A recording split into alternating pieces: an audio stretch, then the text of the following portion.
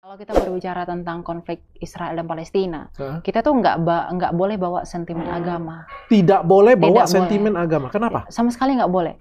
Karena kalau kita lihat sejarahnya, Israel itu sudah eksis menjadi sebuah bangsa, satu-satunya bangsa di dunia sekarang ini nih, yang masih tetap mempertahankan identitasnya di dunia, itu hanya Israel. Apa tuh maksudnya? Jadi, makanya saya bawa Alkitab nih. Nah, sekalipun saya bawa Alkitab, mungkin teman-teman non-Kristen itu akan mikir bahwa kalau misalnya Elia Miron itu bawa sejarahnya dari Alkitab, oh berarti itu versi Kristen. Itu salah besar. Jadi? Karena Alkitab ini bukan tulisan yang metahistoris. Metahistoris itu artinya Alkitab itu didasarkan pada pandangan teologis semata, tapi tidak bisa dibuktikan secara historis. Oke. Israel itu sebagai sebuah bangsa itu sudah dibawa oleh Musa di dalam Torahnya itu. Jadi perjanjian lama kita ini itu sama dengan tanahnya orang Yahudi. Oke. Nah, jadi perjanjian lama kita dalam kanon Ibrani itu sama dengan isi kitabnya orang Yahudi. Jadi di dalam tanah itu ada Nevim, kitab para nabi, dan ada Ketuvim. Dan ada Pentateuch dan tulisan Yosua. Oke. Nah, bangsa Israel itu menjadi sebuah bangsa. Itu dikatakan di dalam Alkitab ketika dibawa Musa keluar dari Mesir, itu tahun 1500 sebelum Masehi. 1500 sebelum Masehi. 3500 tahun dari sekarang. 3500 tahun dari sekarang. Betul. Musa bawa Israel keluar dari Mesir ke Tanah Kanaan. Ke Tanah Kanaan. Betul. Tanah Kanaan itu adalah tanah yang dijanjikan oleh Tuhan. Oleh Tuhan. Benar kepada ya? Abraham orang Mesopotamia itu. Betul ya? Betul. Itu yang Musa belah lautan itu ya? Betul. Gitu. Ternyata agama aku kagak rendah-rendah banget. Jadi kayak kalau aku nggak salah nih ya, jadi kayak Musa itu mimpin rakyat yang diperbudak pada waktu itu. Dia waktu itu jalan dikejar-kejar oleh Firaun ya, kejar ya. Terus mentok nih, ketemu lautan nih, kayak gitu punya kan, nggak bisa lewat nih kita nih. Terus dia ambil tongkatnya, dia belah lautan itu kan. Betul. Itu adalah masyarakat Israel. Oke. Itu ke-12 suku bangsa Israel itu dibawa di sana dan dibebaskan. Dibebaskan oleh Musa. Terus pergi ke tanah yang dijanjikan oleh Tuhan. Betul. Nah, agak bangga di sejarah ini itu tidak hanya dari Alkitab. Kalau kita pengen tahu siapa itu Israel, apa itu Israel, bagaimana itu Israel, tidak boleh tidak seluruh dunia itu harus kembali ke Alkitab. Karena Alkitab itu sumber satu-satunya yang mengungkapkan siapa itu Israel. Jadi Israel itu adalah nama yang diberikan kepada Yakub. Jadi Israel itu dari bahasa Ibrani itu terbuat dari dua akar kata, Yisra dan El. Yisra itu artinya menang, El itu artinya Allah. Meskipun itu nama baru bagi Yakub, Yakub ini kan anaknya Ishak, cucunya Abraham. Nah, tanah Kanaan itu kan diberikan kepada Abraham. Nah, Israel itu sebagai sebuah bangsa itu sudah dikonfirmasi oleh Musa dalam Torahnya. Bahkan dikonfirmasi oleh catatan di luar Alkitab. Misalnya ada catatan sejarawan kuno itu prasasti Firaun yang bernama Prasasti Meremtah. Pada tahun 1200 sebelum Masehi itu mengatakan bahwa bangsa Israel itu sudah ada.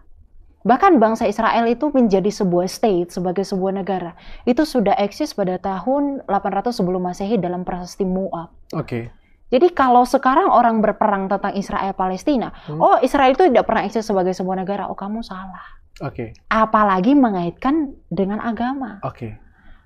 Ketika orang berkata bahwa tanah Filistin itu adalah tanah orang Palestina sekarang, itu adalah orang Filistin dulu. Orang Filistin dulu itu sudah diusir ke utara oleh Israel ketika menjajah tanah Kanaan itu. Dan orang Filistin, penduduk asli Kanaan, itu penyembah pagan. Penyembah pagan itu penyembah dewi kesuburan. Itu bukan orang Yahudi. Atau mungkin karena dalam hal itu selalu dua pihak, teman-teman Muslim sama Kristen gitu ya. Sama sekali Islam itu belum ada di sana. Karena Islam itu secara resmi itu lahir pada abad ke-7. Di bawah kedatangan Nabi Muhammad sebagai nabi dalam keyakinan teologi mereka.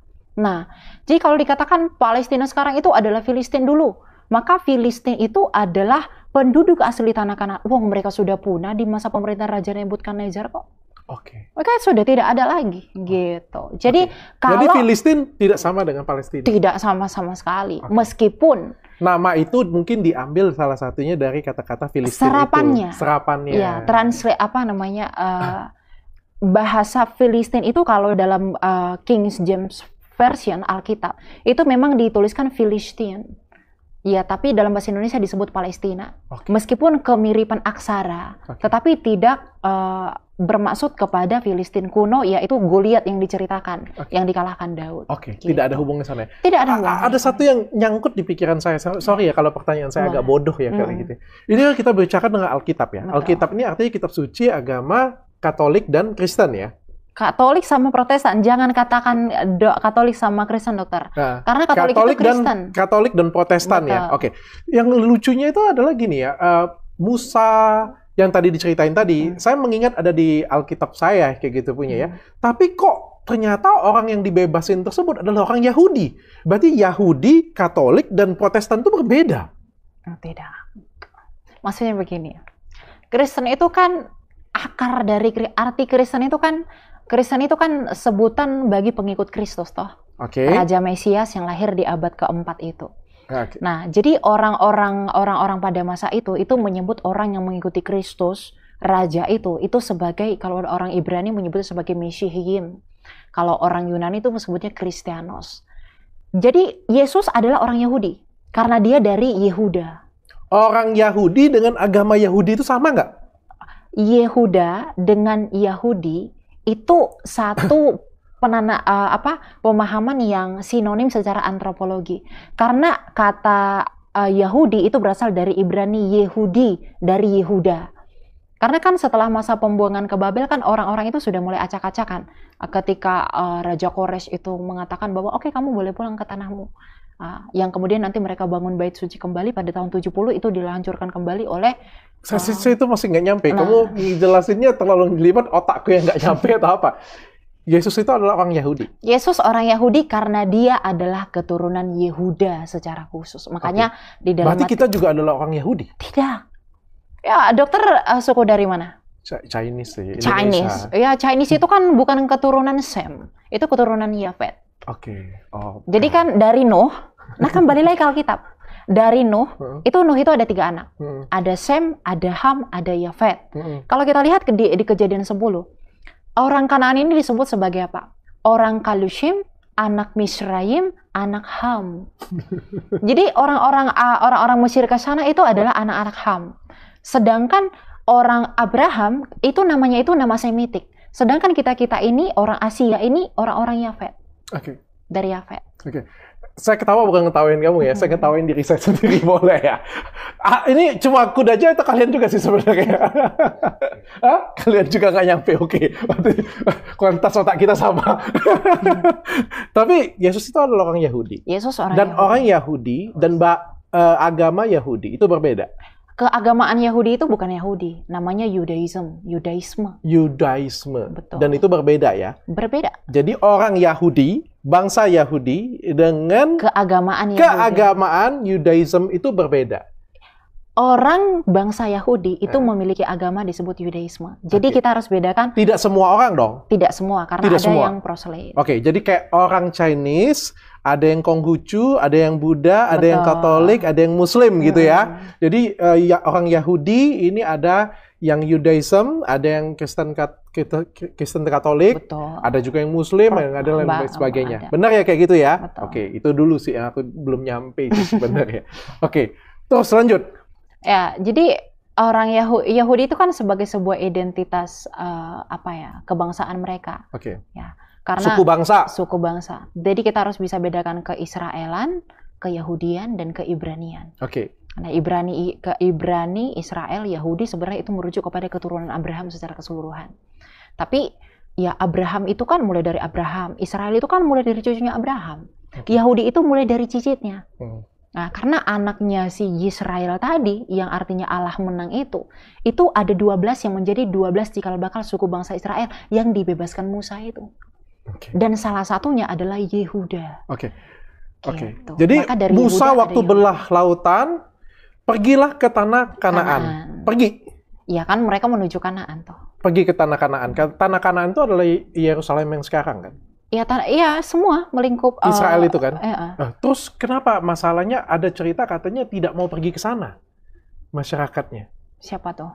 Kan ada yang mengatakan bahwa waktu dibebaskan itu masyarakat Israel bilang takut berperang aja dengan takut orang berperang, kanan. tapi tetap ke sana. Tetap ke sana karena Tuhan katakan itu tanah yang kujanjikan kepada Abraham. Kamu harus ke sana. Dan mereka tetap ke sana. Mereka tetap ke sana dan mereka menang. Dan mereka menang. Tetap ke sana. Itu dibawa oleh Yosua. Oke. Dan sebelum Yosua membawa Israel memasuki tanah itu, orang Filistin sudah di sana. Orang Filistin sudah di sana. Nah, pada waktu di sana ribut nggak mereka? Ya ribut dong, perang. Makanya Filistin diusir ke utara toh. Filistinnya kan Filistin ini orang Mediteran ya, dari Laut Tengah. Oke. Mereka diusir semua, dijajah habis semua ke utara. Pada waktu mereka datang, orang Israelnya itu mengusir orang Filistin. Iya, mereka diusir. Dan orang Filistinnya pergi. Pergi dong. Oke. Dan mereka punah ketika Nebukadnezar itu datang. Oke. Punah ya? Ya punah dong. Punah ya. Tidak ada sisa. Karena mereka penyembah pagan. Kalau dihubungkan dengan Palestina sekarang, itu orang Arab Palestina. Ada nggak penyembah pagan? Kan tidak ada. Orang Filistin itu penyembah pagan. Penyembah pagan. Oke. Lalu berarti sudah dikuasai Israel dong tempat itu? Sudah dikuasai Israel. Oke. Lalu kenapa bisa jadi seperti sekarang? Nah, ini tuh panjang dokter. Panjang sekali. Buat pendek aja sih sebenarnya. Ya. Jadi Filistin itu sebagai sebuah Filistin itu pernah dimention oleh sejarawan kuno. Namanya itu adalah Herodotus pada tahun 400 sebelum Masehi. Tapi 400 tahun sebelum itu Israel juga sudah disebutkan kan sebagai sebuah negara dalam Prasasti Moab tadi. Bukan kemunculannya pada tahun 400.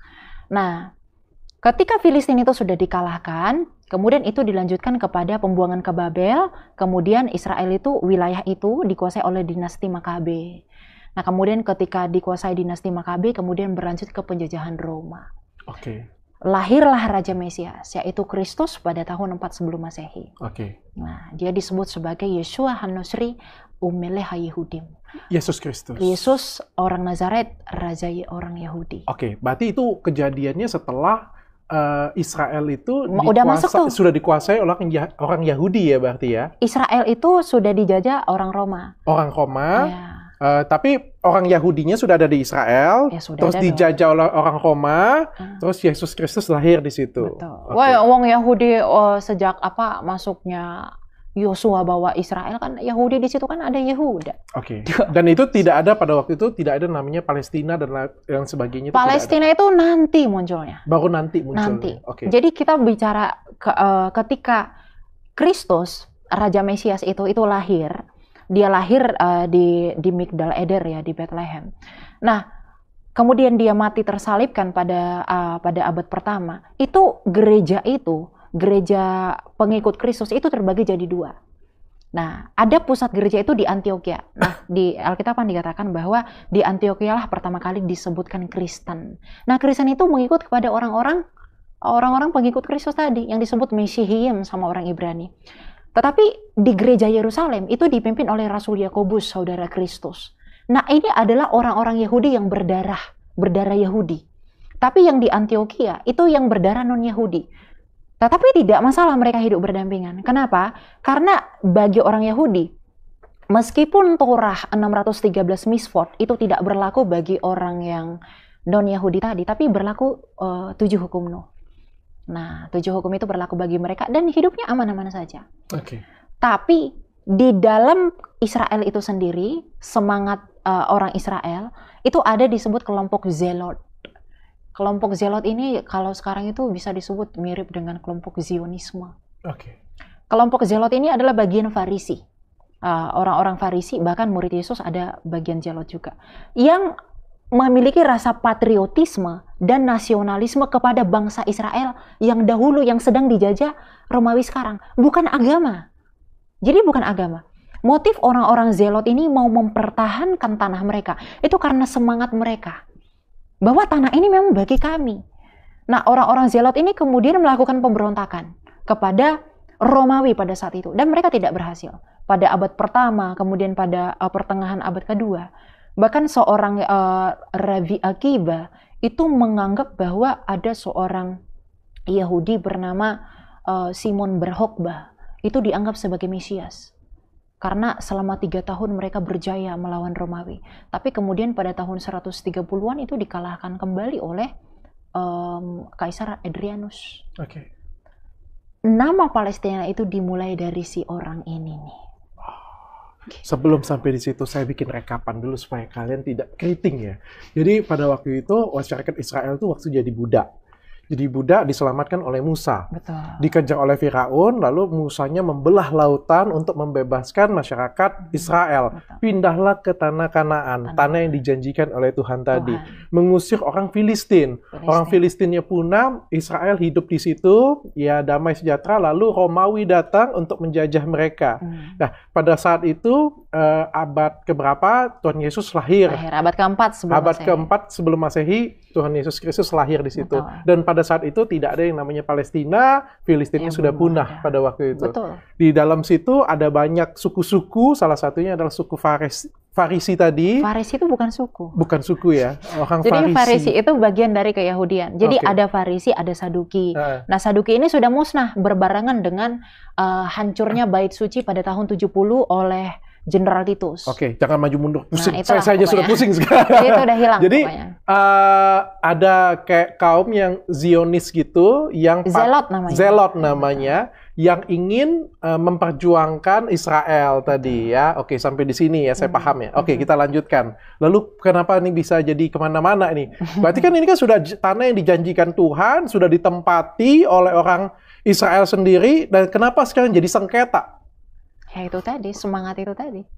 Karena gini, pada tahun 130-an setelah Kaisar Hadrianus itu menjajah Israel, nama Israel itu untuk menghilangkan semangat orang Zelot tadi, agar mereka tidak eksis menjadi sebuah negara. Itu Israel itu dihilangkan. Oh, oleh siapa? Kaisar Hadrianus tadi. Siapa itu? Kaisar itu ya Kaisar Romawi. Oh, Kaisar Romawinya. Iya dong, itu kan yang menjajah. Karena menjajah, jadi dia nggak suka dengan Israel, dan dia ingin menghapus Israel. Oh, aku baru paham. Jadi dia buang Israel, dan dia menamakan tempat itu Palestina. Bukan Palestina dulu. Oke. Syria Palestina. Karena dia menggabungkan wilayah Yudea dan juga wilayah Syria. Dan dia mengambil nama Palestina itu dari serapan dari kata Filistin. Betul. Ada yang berasumsi demikian, tapi saya bisa karena orang Ibrani itu membenci orang Filistin. Jadi seolah-olah dikasih nama musuhnya. Itu di video saya ungkapkan demikian. Iya. Tapi itu hanya asumsi kebanyakan mayoritas, hanya karena kesamaan fonetiknya saja. Oke. Ya bisa jadi kayak gitu ya. Karena orang Romawinya bilang, ini negara kamu supaya orang benci, aku taruh yang paling kamu benci katanya kan. Jadi Filistin diubah namanya jadi Palestina. Seperti ini pertanyaan ya, bukan penistaan terhadap Palestina ya. Ini pertanyaan ya. Benar seperti itu ya, mungkin ya. Oke ya. Oke. Jadi pada waktu itu diubah oleh si Raja Romawi tersebut. Kaisar tadi, Kaisar Hadrianus tadi. Tujuannya untuk apa? Semata-mata untuk menghilangkan semangat nasionalisme orang Zelot tadi, agar mereka tidak lagi melakukan pemberontakan. Makanya sampai nama Yerusalem pun itu dihilangkan karena Kaisar Romawi itu pagan. Mereka itu penyembah dewa Jupiter. Makanya nama Yerusalem itu diubah menjadi Aliyah. Makanya dalam literasi teman-teman Muslim itu tidak ada nama Yerusalem. Bahkan dalam Perjanjian Umar itu disebutkan Aliyah dari Ilya Arabisasinya.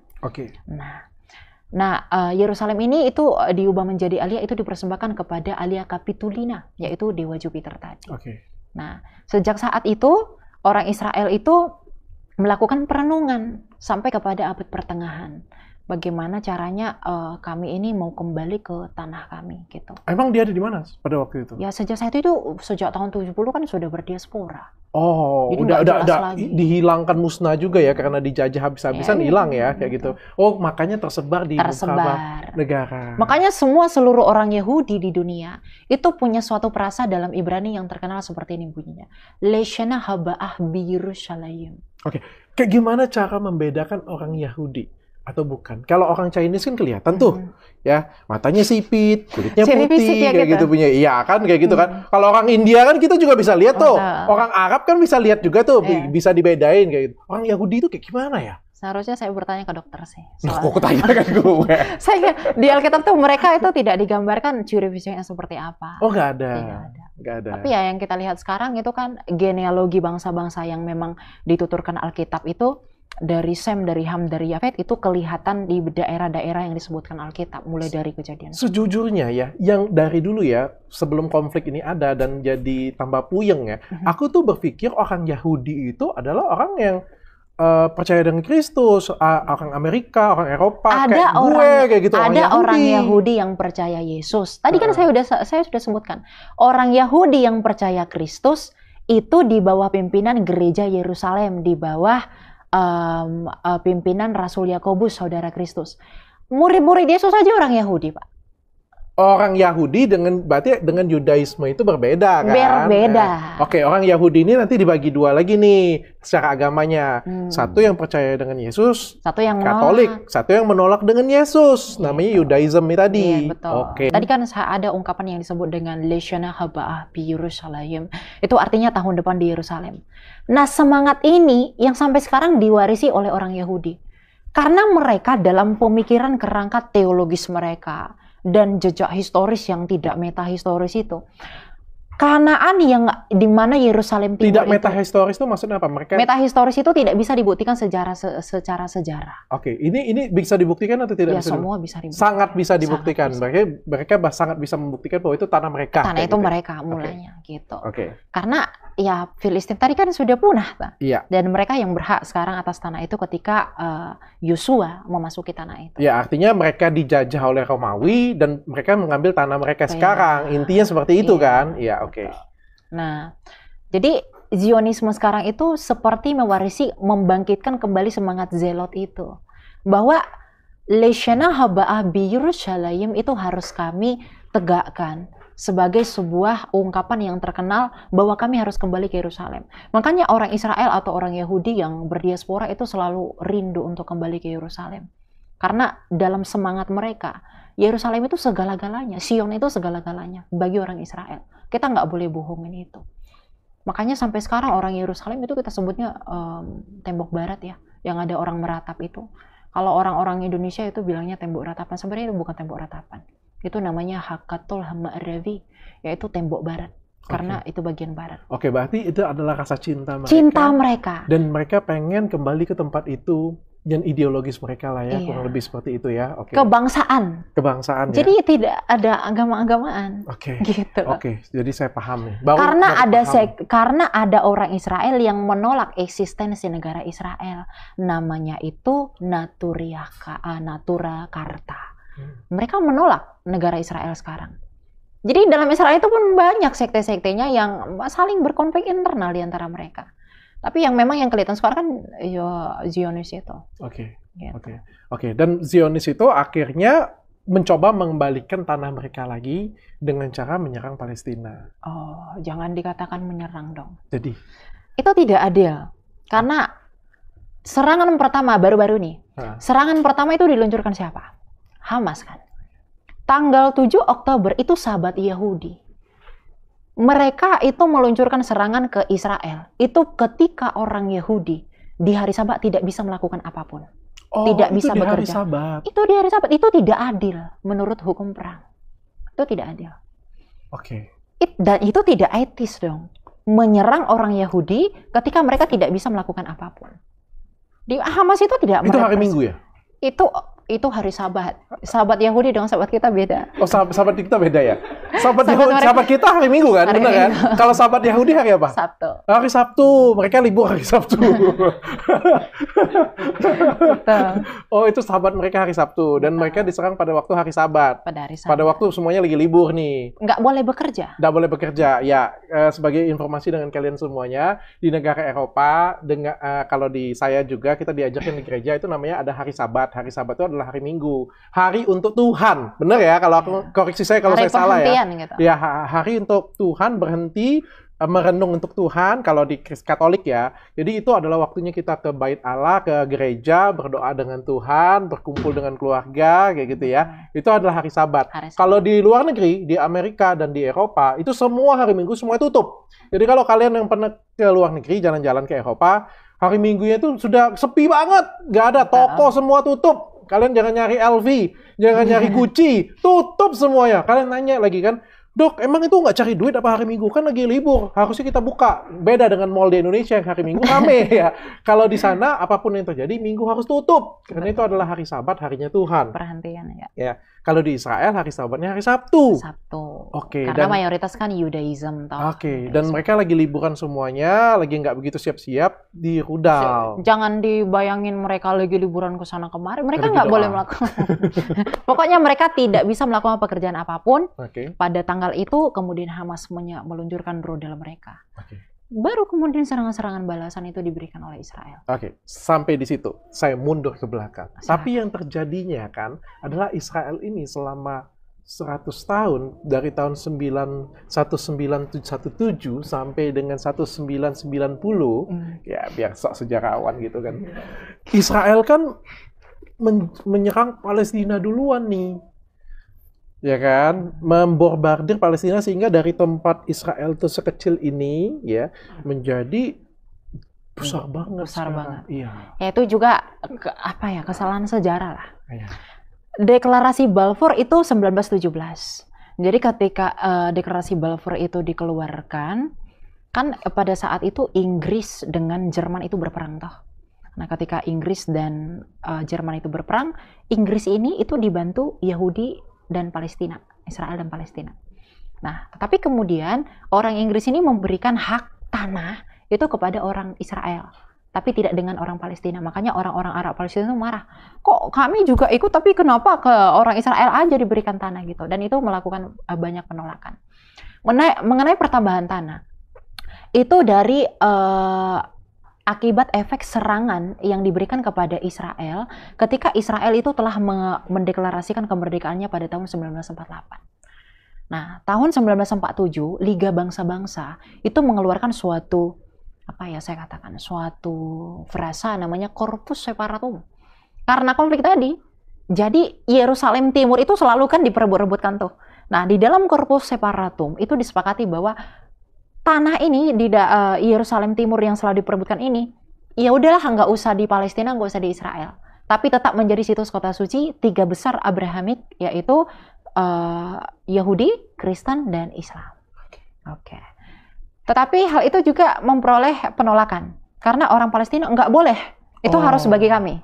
Yerusalem ini diperebutkan. Iya. Tapi kalau PBB bilang ya udah ini nggak usah masuk kemana-mana, ini punya 3 tempat, jadi kayak gitu punya. Tapi Palestina nggak terima. Nggak terima. Oke. Karena tahta suci Vatikan pun Papa Paus yang mewakili gereja Ritus Latin ya dari Katolik itu bilang dan sepakat dengan aturan itu. Kita nggak boleh berantem lah, biarlah berdamai. Siapapun boleh datang ke kota itu. Makanya dibuat regulasi Corpus Separatum.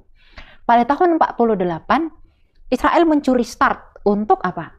Mendeklarasikan kemerdekaannya.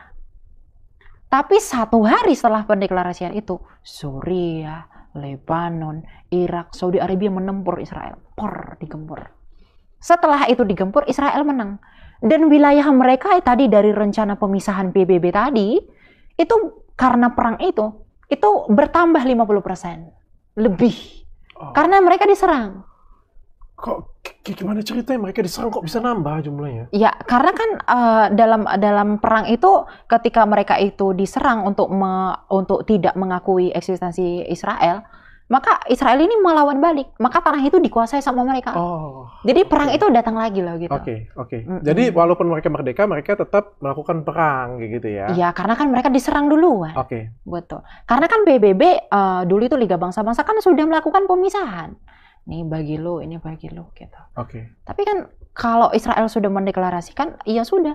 Tetapi mereka itu diserang, ya wilayahnya diambil lagi. Sama Israel. Dan akhirnya sampai seperti sekarang. Seperti sekarang di berkepanjangan dan akhirnya sampai nyerang Gaza ya. Gaza ini punya siapa sih sebenarnya?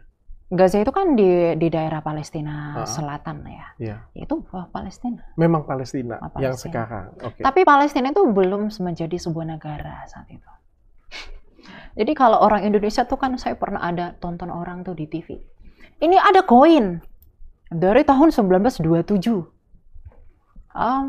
Ini menunjukkan bahwa Palestina itu udah eksis sebagai sebuah negara. Wah, saya ketawa aja lihatnya. Kenapa? Karena koin itu dikeluarkan oleh pemimpin Zionis, namanya Theodor Herzl. Itu dikeluarkan pada tahun 1902. Mereka itu punya nama namanya Anglo-Palestine Bank. Kami ini orang Yahudi itu harus menguasai dunia ini. Maka kami harus ada perbankan. Dikeluarkanlah mata uang itu. Palestina di sana, kalau kita lihat di koin itu ada huruf Ibrani-nya toh. Itu ada kata Yod, Alef, dan Yod. Yod itu merujuk kepada Israel. Palestina itu belum ada. Kenapa itu Palestina? Kembali lagi ke sejarah ratusan tahun. Bahwa tanah itu yang tadinya diubah oleh Kaisar Adrianus menjadi Syria Palestina, maka orang sejarawan Roma seperti Cornelius Tacitus, kemudian orang-orang Yunani itu menyebutnya dengan Palestina. Sehingga sampai kepada Perang Dunia Pertama itu disebut Palestina, tetapi belum eksis sebagai sebuah negara. Jadi kalau dikatakan bahwa itu sebuah negara, wah, saya minum dulu ya untuk bisa mencerna semua. Begitu. Bahkan yang menandatangani uang itu pun itu ya orang Inggris, karena kan Inggris yang memenangkan itu toh. Gitu. Ini kan kota suci ya. Kota suci. Ini kan kota suci sebenarnya kan? Kota suci. Yesus tuh lahirnya di Bethlehem. Bethlehem itu ada di mana? Ya di Israel. Oh, ada di Israel. Dan itu beda dengan Yerusalem. Wilayah Bethlehem pasti itu 1000 kaki. 1000 kaki, dekat ya. Di atas, karena bukit. Karena Yesus itu lahir di Migdal. Di Migdal Eder itu menara kawanan domba yang dinubuatkan Nabi Mika. Bahkan sejarawan Bethlehem ini sekarang ada di negara mana nih? Israel. Ya, Israel. Israel sekarang. Yerusalem itu tempat bermaknanya apa maknanya bagi agama? Bagi 3 besar Samawi ya. Saya nggak bisa katakan Abrahamik, tapi Samawi aja. Kalau bagi teman-teman Yudaisme kan ada tembok barat tadi, Hakotel Hamarevi tadi. Tembok barat itu kan sisa-sisa bait suci itu tadi. Oh, bait suci yang sudah dihancurkan. Ya, di sanalah semua orang Israel yang berdiaspora itu membangkitkan semangat mereka yang ungkapan tadi, Leshana Haba'ah bi Yerusalem. Bi Yerusalem ya itu di tembok barat itu. Di Hakotel Hamarevi. Jadi semua orang yang berdiaspora itu rindu selalu ke Yerusalem setiap Paskah mereka. Ziarahnya ke sana. Ke Yerusalem. Betul. Sama kayak kalau misalnya kita kalau Muslim mungkin ke Mekah ya. Ke Mekah itu Hajj ziarah, betul. Kalau kita ziarahnya itu adalah ke Yerusalem, ke Bait Allah tadi yang sudah dihancurkan. Itu Yudaisme bukan kita. Yudaisme. Yudaisme. Kalau di Kristen sendiri apa itu maknanya? Sebenarnya kita tidak punya keistimewaan lagi di sana. Karena orang Kristen itu ketika Yesus berkata kepada perempuan Samaria bahwa akan tiba saatnya engkau menyembah di dalam roh dan kebenaran. Kamu tidak akan menyembah di bukit ini, di Gerizim, dan juga bukan di Sion, di Yerusalem tadi. Jadi kita itu tidak punya, Israel itu memang pernah istimewa dulu. Dulu, sekarang udah enggak lagi. Bagi umat Katolik atau Kristen itu sebenarnya ya hanya anggapan historis saja. Hanya sejarah saja, tapi teologis enggak ada lagi. Secara teologis tidak ada lagi. Tapi secara Judaism ada kayak gitu punya ya. Secara Muslim? Kalau Muslim kan di sana ada Dome of the Rock toh, Masjid Al-Aqsa juga, sama masjid yang hitam. Itu di Yerusalem? Itu di Yerusalem. Pertanyaannya Yerusalem itu punya siapa sekarang? Yerusalem itu ya di bawah pemerintahan Israel. Masih di bawah Israel? Iya. Sudah di bawah Israel? Di bawah kekuasaan mereka. Kalau secara resmi status hukum saya nggak tahu persis, tapi masih di dalam kekuasaan mereka. Begitu. Kan itu yang selalu diperebutkan. Berarti ini bukan perang agama kalau saya ya tidak boleh dikatakan ini adalah perang perebutan wilayah. Orang Yahudi, bukan orang Yahudi yang pengen mengambil kembali tempat dia. Orang Yahudi, Judaism, Katolik, Kristen itu berbeda. Muslim itu juga berbeda. Benar ya? Paham, agak nyampe. Nyampe nggak kalian? Belajar yang bener dong makanya. Enak belajar matematika kan daripada belajar sejarah. Abis dari sini ada lagi? Apanya itu? Ada lagi nggak keterangan apa lagi? Sudah sampai di sini ya berarti? Sudah sampai selesai ya berarti ya? Ada lagi nggak yang mau disampaikan kalau ini? Aku pindah ke topik lain nih soalnya. Udah itu sih. Maksudnya yang mau disampaikan itu jangan terlalu menghubung-hubungkan dengan sentimen agama lah gitu. Karena semangat agama kalau dijadikan untuk semangat kemanusiaan itu enggak etis.